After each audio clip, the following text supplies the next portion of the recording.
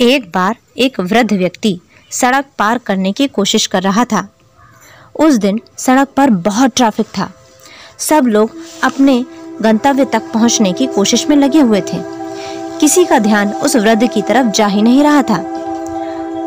वह वृद्ध लगातार बेचैनी से इधर-उधर सड़क को पार करने की कोशिश कर रहा था, मगर कर नहीं पा रहा था। तभी एक होनहार लड़का जिसके कंधे पर बैग टंगा होता है, वो उनके पास आता है और उनका हाथ पकड़ के उन्हें सड़क को पार करा देता है। इतनी सारी गाड़ियों के बीच से धक धक करते हुए वह वृद्ध व्यक्ति निकलता है। उस लड़के के बाल हवा में इस तरह से बेतरतीब उड़ रहे थे। वह थोड़ा सा परेशान भी लग रहा था, मगर फिर भी उसने बड़े ही सलीके से उस वृद्ध व्यक्ति को सड़क पार करवा दी और उनसे कहा कि बाबूजी, अब ठीक है ना? अब आप सड़क पार कर चुके हैं, अब आप सुरक्षित हैं, अब आप अपने घर जाइए। वृद्ध व्यक्ति खुश हो जाता है।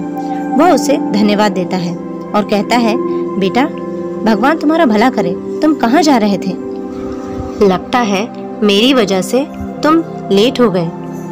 तब लड़का मुस्कुराकर कहता है, नहीं बाबूजी, इंटरव्यू था मेरा, लेट तो मैं पहले ही हो चुका हूँ, ऐसी कोई बात नहीं है। तब वह वृद्ध व्यक्ति को सारी बातें बताता है। वृद्ध व्यक्ति कुछ सोचता है और कहता है कि बेटा, तुम्हें इंटरव्यू देने जाना चाहिए। लड़का कहता है कि मैं लेट हो चुका हूँ, मगर फिर भी उस वृद्ध व्यक्ति के कहने पर वह इंटरव्यू देने जाता है। सोचता है देर तो हो ही चुकी है, मगर फिर भी एक बार प्रयास जरूर करना चाहिए, और वह ऑफिस जाता है। ऑफिस जाकर वह देखता है कि इंटरव्यू खत्म हो चुका है और सभी अपने अपने घर वापस जा चुके हैं। वह भी घर वापस आने के लिए पीछे मुड़ता है। तभी पीछे से उसे एक आवाज आती है, रुको। चपरासी उस लड़के के हाथ में एक लेटर थमाते हुए कहता है, सर, ये लीजिए आपका ज्वाइनिंग लेटर। इस पर लड़का हक्का बक्का रह जाता है। आश्चर्य से उसे देखता है कि अरे, मैंने तो इंटरव्यू दिया ही नहीं, और ये मेरा लेटर कैसे? मुझे नौकरी कैसे मिल सकती है?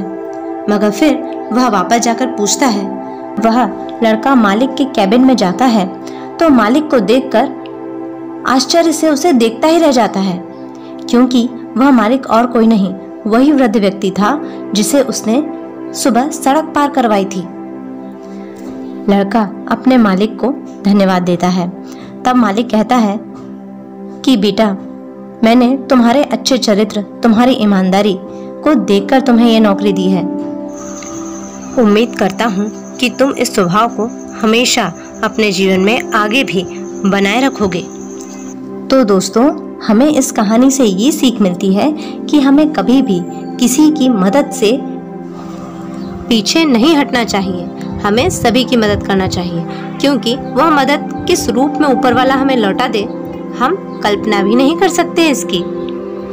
इसीलिए तो कहते हैं, नेकी कर दरिया में डाल।